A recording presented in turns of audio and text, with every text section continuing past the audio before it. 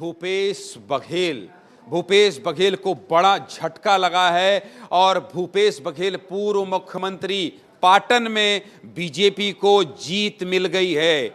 ये बहुत बड़ी खबर है कि भारतीय जनता पार्टी पाटन जीत गई है। अमलेश्वर में भी बढ़त है भारतीय जनता पार्टी को और कुम्हारी नगर पालिका परिषद में बीजेपी को जीत मिल गई है। ये बहुत बड़ी खबर है कि भूपेश बघेल के गढ़ में बीजेपी ने जिस तरह से जीत दर्ज की है, ये बहुत बड़ी खबर है, बहुत बड़ी खबर है और बहुत बड़ा राजनीतिक झटका है भूपेश बघेल के लिए। इसलिए मुझे लगता है आपसे बात करना चाहिए तिवारी जी कि जिस तरह से भूपेश बघेल का जो किला है वो ढहता हुआ नजर आ रहा है इस नगरीय निकाय चुनाव में, इसको किस तरह से देखा जाना चाहिए?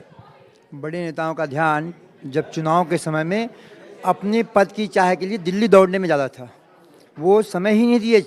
ऐसा कोई चुनाव जो है उन्होंने तन्मयता से नहीं लड़ा।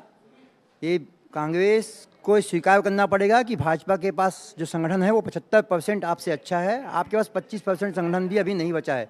छत्तीसगढ़ में तो संगठन की बहुत हालत ख़राब है। कांग्रेस में दूसरी बात यह है कि मेरी मर्जी मेरी पसंद, इसको ख़त्म करना पड़ेगा टिकट वितरण में कि हम इसको टिकट दें, वो हारे चाहे जीते। अपने कार्यकर्ताओं को मोबिलाइज करना है। उन्हें ये नहीं चाहिए कि हमको वहाँ पे सरकार बनानी है या जनता का भला करना है, ये सोच नहीं है। संगठन बिल्कुल नहीं है, पैसा कांग्रेस के पास है ही नहीं है। दुर्ग की जो मेयर प्रत्याशी थी वो पैसे छापे में तो हजारों करोड़ रुपए निकल रहे हैं तिवारी जी। नेताओं के पास है, संगठन के पास नहीं है, इतना ही अंतर है। बीजेपी में संगठन पैसा खर्चा करता है। अहिरवारा में निर्दलीय प्रत्याशी की जीत हो गई है, मतलब वहां कांग्रेस तीसरे नंबर पर है। सही है, वो तो होना ही है। क्या है कि कांग्रेस का संगठन खत्म की स्थिति में है, स्वीकार करना पड़े। जैसे इनके नेता राहुल गांधी स्वीकार करते हैं कि हमको संगठन में मेहनत करनी पड़ेगी, स्थानीय नेता स्वीकार नहीं करते। पूरे प्रदेश में संगठन की हालत देख लीजिए आप। और जब तक संगठन नहीं होगा कौन जाएगा मैदान में चुनाव लड़ने के लिए?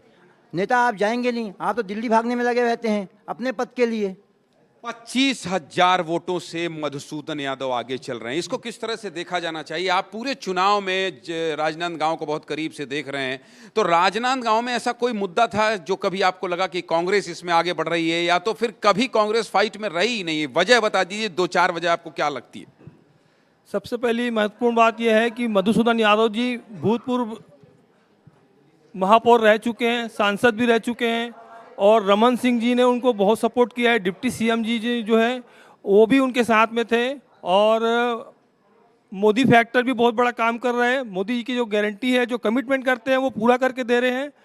और साथ ही साथ जो है राजनांदगांव के इतिहास में अभी वो गांव नहीं रह गया, वो शहर हो गया है। तो उस शहर होने के कारण जो है वो बीजेपी की सरकार है। लगातार जो है कांग्रेस से निराशा ही उनको हाथ लगी है राजनांदगांव को, और अगर विकास हुआ है पूरी तरह से तो केवल भारतीय जनता पार्टी का उसका मुख्य कारण है।